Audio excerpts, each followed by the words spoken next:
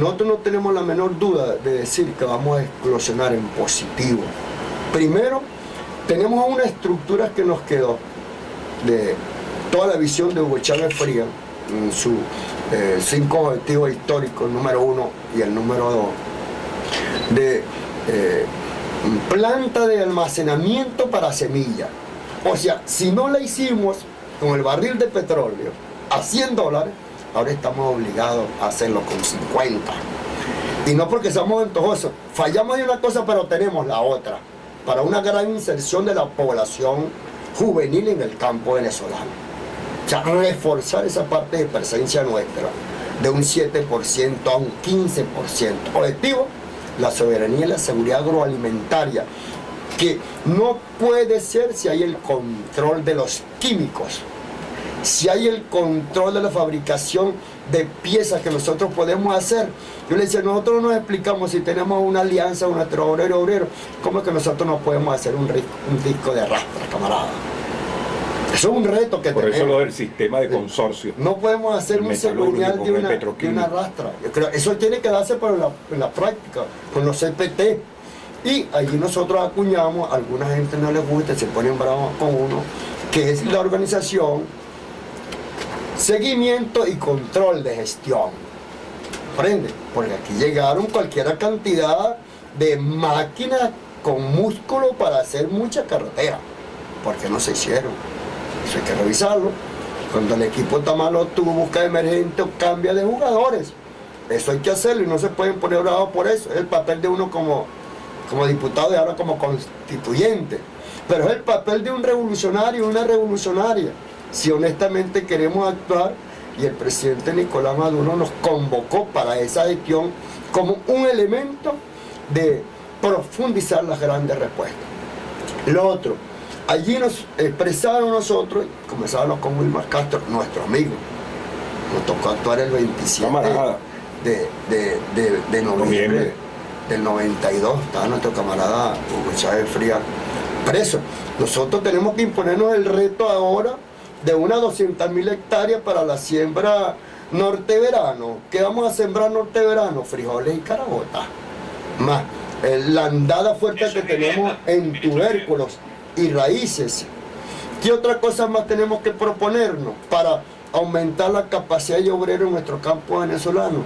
Llevar la siembra de 600.000 hectáreas a 1.200.000. Entonces aquí debe eclosionar la alianza que tenemos con todos los movimientos populares y obreros de Latinoamérica, Suramérica, como una respuesta de solidaridad frente al imperio norteamericano. Sobre esto y más, al regreso de escuchar o acariciarnos con Ahora, de Otilio Galíndez. Vamos a anunciar esta pieza, siempre en la tradición de nuestro programa El Mundo del Trabajo, de poder hacer intermedios con música que nos recree y acaricie los sentimientos. Entonces, ahora el maestro Otilio Galíndez, canción. Economía campesina, lucha contra el latifundio, relaciones semiesclavistas de trabajo y un gobierno bolivariano con un plan de la patria haciendo el esfuerzo en profundizar la transformación revolucionaria del campo venezolano frente a la necesidad de diversificar la economía y superar la economía rentista petrolera. Pablo, habíamos quedado en el segmento anterior reflexionando acerca de lo que está por hacer, de lo que demanda el mismo plan de la patria, pero lo que se ha hecho es suficiente. ¿Cuánto peso tiene la agricultura y lo que se ha hecho en la agricultura en el Producto Interno Bruto Nacional, en la economía real venezolana?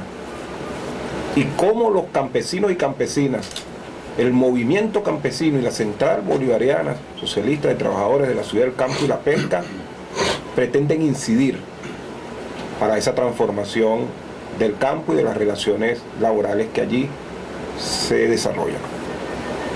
Un poquito fónico, ¿no? mucha agua y calor a la vez. Y mucho meeting. Y una avispa que me picaron. Mucho meeting después de estas elecciones regionales que abren también un paréntesis acá, que abre una posibilidad muy cierta a todo este tema de la agroindustria, del campo y de la economía. 18 bastiones para el impulso de nuestro proyecto bolivariano. Mira, Teoballo, creo que es importante señalar, y fue un gran esfuerzo, por cierto, era el responsable político, como llama el comisario político Nicolás Maduro, el diseño de lo que fue la ley del trabajo y trabajadoras, de una alianza que está en pleno desarrollo. Sí, fue el coordinador, designado por el comandante Chávez, de la Comisión Presidencial para la Ley Orgánica del Trabajo de los Trabajadores y Trabajadoras. Y que está en pleno desarrollo, y que se le ha dado una estructura, cuando hablamos de los CPT, de mucho compromiso de actuación nuestra en todos esos espacios de más de 600 pequeñas y medianas y grandes empresas que se construyeron. Eso provoca mirar la inversión que allí se hizo, que no la vamos a perder y la vamos a defender como sea, porque es el salto posible. Nosotros estamos hablando de una actividad del 4.8% del Producto Interno Bruto. ¿Cuál es la intención de los consorcios comerciales del mundo? Bajarla, golpearla, y lo están consiguiendo. Pero también están consiguiendo un movimiento y una alianza con nuestros funcionarios, la mayoría de ellos, en función de elevar esa capacidad. Decíamos que para Latinoamérica la intención de costo está en el 4% del Producto Interno Bruto. De eso no se escapa Venezuela. La intención de costo, para la inversión. Para nuestro usuario. Exacto. Un poco más explícito. Del trabajo que allí se invierte. Lo que se proyecta es invertir. Financiamiento del Estado. Eso fue el año pasado. Y esta es una medida para Latinoamérica, y cada quien en su porcentaje, pero podemos observar con algunas diferencias de lo de Ecuador, lo de Bolivia, que no tienen esa riqueza que tenemos nosotros. No se ha hecho esa gran inversión a nivel de la preparación ahora de nuestros muchachos y de nosotros los adultos mayores en el campo venezolano. Y yo aquí puedo acuñar algo que nos debe llenar de mucha fuerza, de hecho moral y de valor ético, cuando comparamos lo que fue la China por allá de la Segunda Guerra Mundial, con más de 800 millones de habitantes, ¿ya? Y logró dar el salto, y después de 65 años, China, si no es la primera, es la segunda potencia en ciencia, tecnología, inversión, preparación. Bueno, nosotros vamos ahí, humildemente tenemos 3 satélites, y hay estudios de área, somos 30 millones de habitantes. Fíjate la proyección que tenemos, no teníamos cargados como ellas tanta miseria, de 3 guerras, la guerra intestina, más esas 2 guerras mundiales, ¿ya? No estábamos llenos, y con mucho respeto a nuestras mujeres, cómo se despreciaba el amor y el trabajo que ellas tenían allí. Las bandas que se desataron en función de destrozar lo que había quedado de la China, y fíjate ahora lo que es. Fíjate, nosotros seguimos teniendo petróleo, vamos a tener petróleo por un rato largo. Tenemos el arco minero y una visión de inversión extraordinaria, que nos dicen que nosotros en poco tiempo, Dios mediante, vamos a explosionar la economía latinoamericana, si revisamos todo lo que eso significa en los nuevos acuerdos del BRICS y compañía. O sea, es una política y no podemos asustarnos cuando el imperio actúa, tiene que hacerlo. Aquí hay una inversión muy fuerte. No ofendería. Del gran capital mundial, conocido ahora como neoliberalismo. Y en nombre del neoliberalismo, de la paz y la vida, asesina y hace guerra. Es por eso que nosotros estamos más convencidos que es para el socialismo que vamos. Y podemos hacerlo, nosotros los venezolanos y venezolanos. Un ejemplo para Latinoamérica. Pero ¿por qué ir al socialismo si la historia distorsionada muchas veces indica que las experiencias socialistas en el campo, en lo que tiene que ver con la actividad campesina y de los campesinos, no es la más amigable? Se producen expropiaciones, no se reconocen las pequeñas formas de propiedad. ¿Qué tanto de esto, de ese relato, a veces distorsionado, otras veces no explícitamente indicado, pudiera ver como reflejo, ese reflejo condicionado frente a la palabra socialismo, y su relación con el tema del campo, la propiedad del campesino, del pequeño campesino. Sí, mira, para nosotros el hecho Despejemos eso. de esa unidad, digo, nosotros no podemos ser desvinculados de la tierra.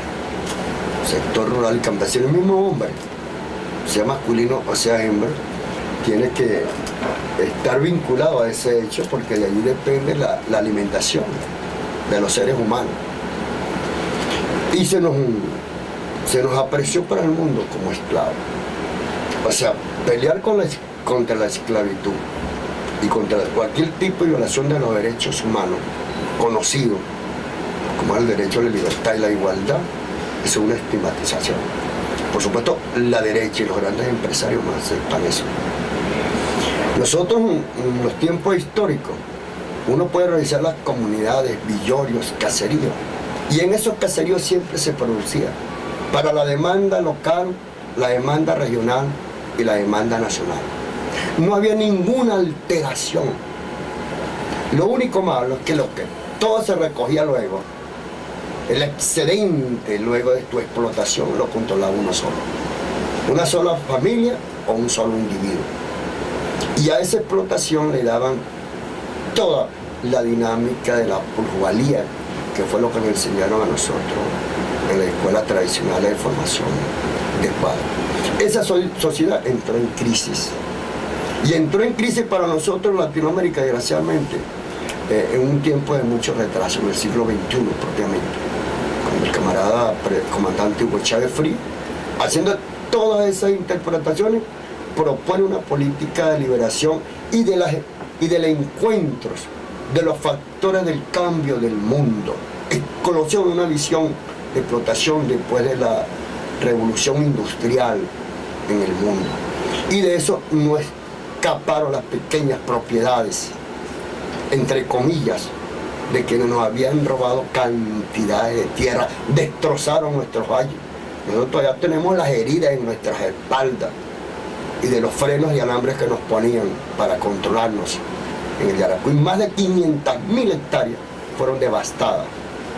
Casi se sembró en el río mayor nuestro de la Reina María Leonza. Imagínate todo el daño que le hicimos a la naturaleza. No fuimos nosotros los campesinos ni los pequeños productores. Fueron estos grandes apellidotes que de la colonia. El latifundio, bravo.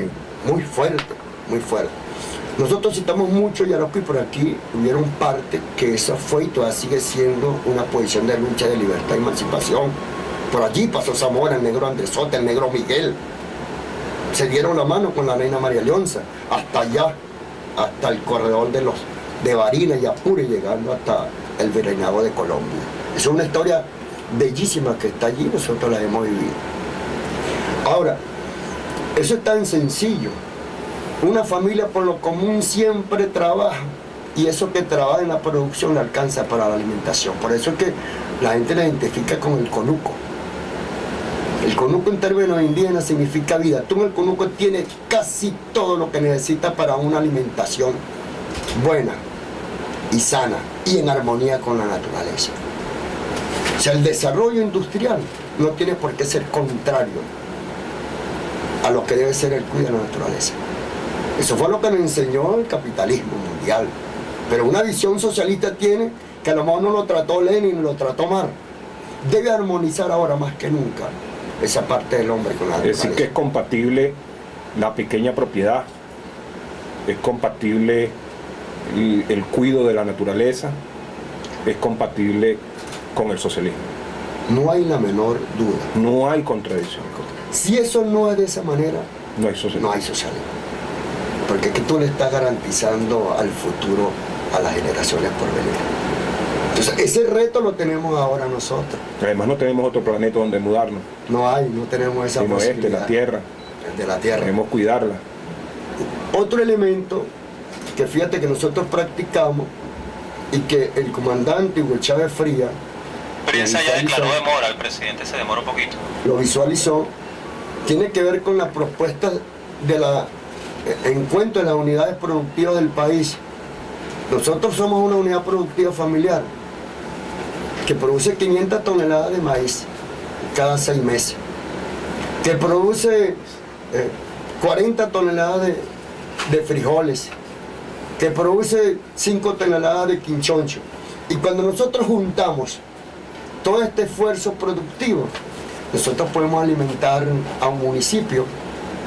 Hay municipios nuestros que producen 10.000 toneladas de maíz. ¿Y cómo es que nosotros vamos a terminar entonces comprando y haciendo cola para comprar un pan de trigo? Entonces tenemos que lanzar nuestra cultura nuevamente. Y eso pasa por definir cuál es el tipo de industrialización que queremos. El masivo comercial que actúa sobre todas las formas de organización del país, o el que tiene que ver con la naturaleza y nuevas relaciones económicas, productivas. Nosotros tenemos nosotros, por ahí otros pilones en el país. Estamos en capacidad de pilar 7 toneladas de maíz.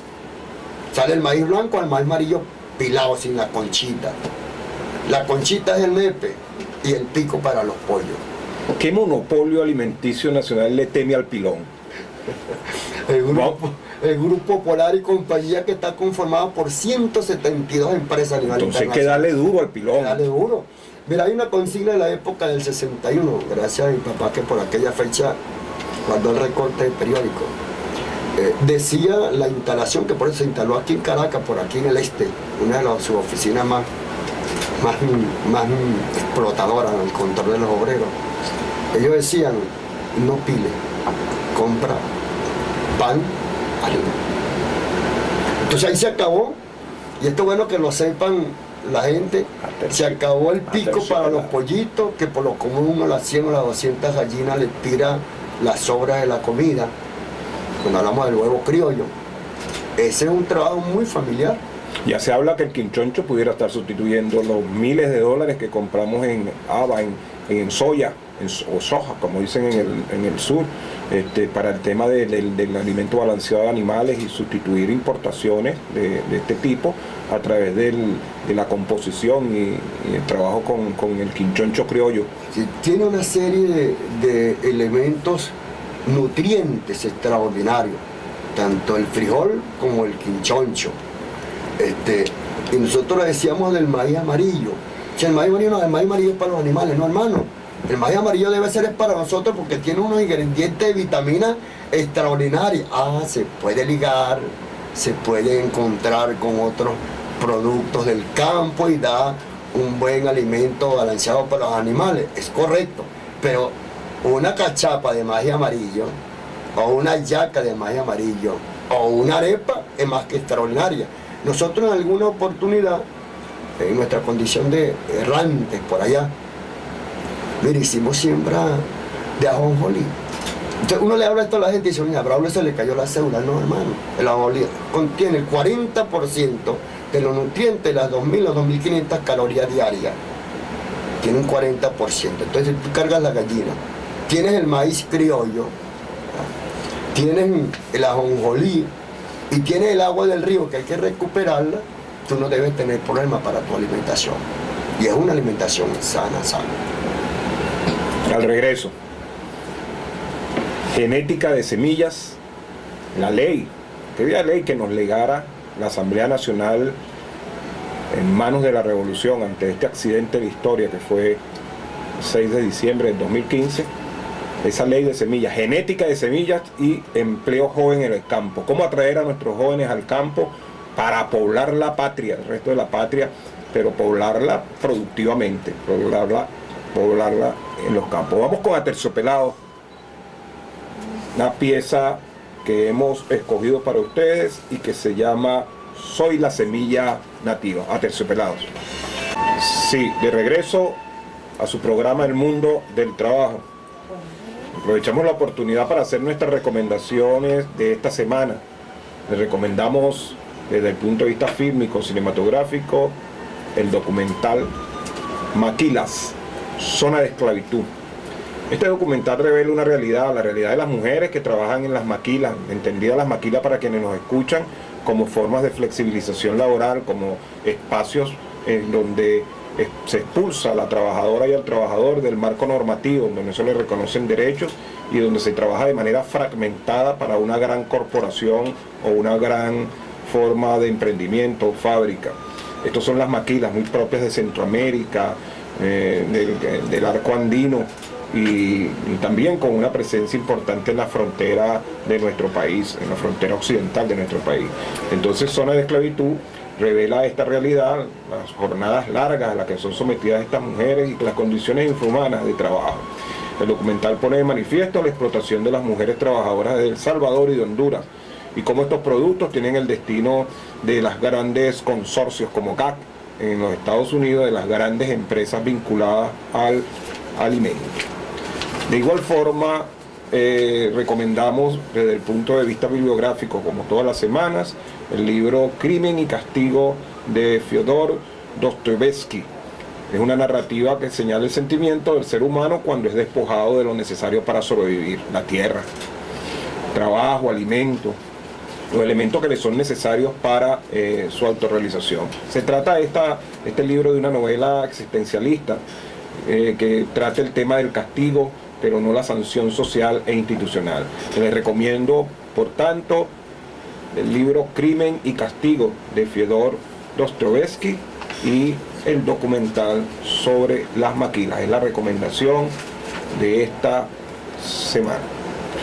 Bueno, Braulio, dejábamos en el aire lo referente a la genética de semillas y qué beneficios, pues, qué nos trae la ley de semillas, que como referencia, siempre como referencia a Venezuela, nuestra Asamblea Nacional promulgó en diciembre del 2015, si la memoria no me falla, para ser consecuentes con el plan de la patria, como lo leímos al principio, y ser consecuentes con el mundo en el cual creemos y que estamos tratando de construir aquí en nuestra patria, la patria de Bolívar. Genética de semillas, ley de semillas y empleo joven en el campo. Los mecanismos de contrarrestar las pulsiones que existen para atraer a los muchachos a la ciudad, al sector comercio y servicios, dejando con esto nuestros campos desiertos.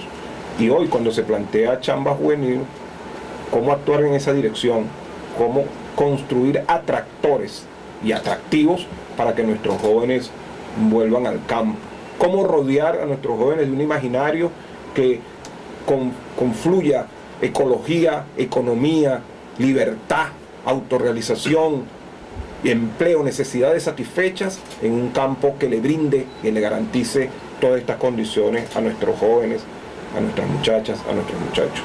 Genética de semillas y empleo joven en el campo. Braulio Álvarez. Gracias, Ovalle, por esta interrogante que me pones allí.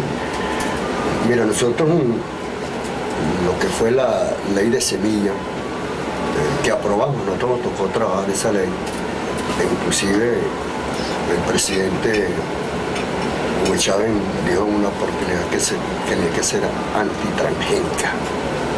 Hay un video bastante importante en esos articulados que bien estudiamos, y bajo algunos otros conceptos de los tipos que allí se definían como propiedad, nosotros le diríamos como de identidad de las culturas de nuestras zonas productivas del país.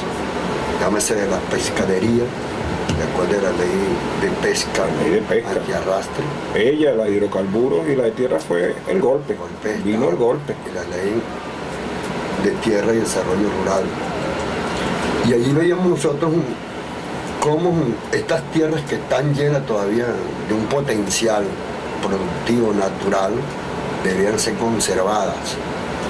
Y en esa conservación rescatar parte de nuestras semillas, que bajo una concepción falsa y errada de orden industrial fueron destruidas. Entonces, expresaban allí que esas semillas que tenían algunos conceptos de indígenas, afro, nosotros decíamos negro, en el sentido de la fase histórica y sociológica que tiene el sentido de ser negro, por dónde pasamos, qué nos hicieron, por qué no los hicieron. Y bueno, dábamos ese debate en esa conversación.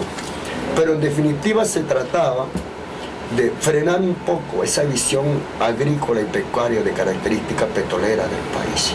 Estamos hablando de 3 o 4 años atrás, porque ella hizo crisis como tal. Y se dejaron estas estructuras extraordinarias que ahora nosotros preguntamos, no fue culpa nuestra que no tengamos las semillas de orden de naturaleza, el P20 o el del mono. No es culpa nuestra. Todos cometemos el error y nosotros quedamos con muy poquita semilla natural. Ahora el reto es que tenemos centros productores de semillas a través de línea Cogede que tenemos que retomar, del Yaracuy, de Portuguesa, que es extraordinario, Barinas, entre otros, que nos puedan dar respuesta en un tiempo, porque tenemos que tener metas, de decir entonces que podemos tener los 100.000, 700.000 o el 1.000.000 de sacos de semillas de 20 kilos para la siembra total. Y no es un problema de cuánto produzco por hectárea. Si con esta semilla contaminada, que no son variedad, sino que son híbridos, estamos en 7 o 8 toneladas, yo preferiría producir 4 toneladas por hectárea, pero mucho más salud, mayor conservación para nuestra tierra y para nuestra propia gente. Hay otro elemento, y esto lo vemos nosotros como reflexión, una alianza estratégica, yo diría de sentido histórico y de generaciones que se está planteando con el plan Chamba Juvenil. Detrás, antes de terminar la idea, para redondear la idea de la genética de semilla, detrás de la semilla, de los transgénicos, detrás de ello, ¿qué poderes se ocultan? Dependencia, subdesarrollo, poderes concentrados. Un poco para que esta idea la podamos trabajar muy brevemente. Sí, mira, su desarrollo en términos generales, porque nosotros, lo que fue la fase de la Segunda Guerra Mundial, el Plan Marshall, y luego aquí se reafirmó con Alianza para el Progreso John F. Kennedy, hubo un proceso de transculturalización. Entonces la parte industrial en función del subdesarrollo nuestro, seguimos produciendo para ser subdesarrollado, mientras toda nuestra materia prima estratégica, en el caso del petróleo, pasaba a grandes consorcios de explotación continental. Esa es una realidad. Yo hay un planteamiento político que se está intentando romper. Y el camarada obrero Nicolás Maduro está asumiendo lo que Chávez señaló como lo que realmente debe ser una avanzada para poder ser libre, soberano e independiente. Esto tenemos que verlo de esta manera. Ahora, yo no quería dejar corto el plan Chamba Juvenil, que yo digo que es una alianza estratégica generacional que se está dando. Tenemos que verla de esa manera.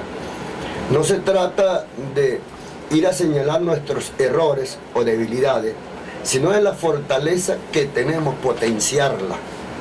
Decimos nosotros, estamos en capacidad ahora, ponle, de las 2.500.000 hectáreas que hemos rescatado, no es que nos las regalaron, ni nos las dieron, rescatado. Esto hemos tenido más de 1.500 expedientes que se ha dado contra el movimiento campesino.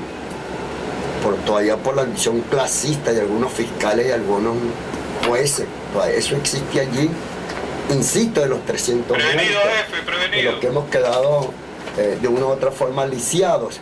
Entonces, si eso se da, no tenemos la menor duda que vamos a un salto y nos vamos a incorporar fuertemente a un plan productivo de orden liberador.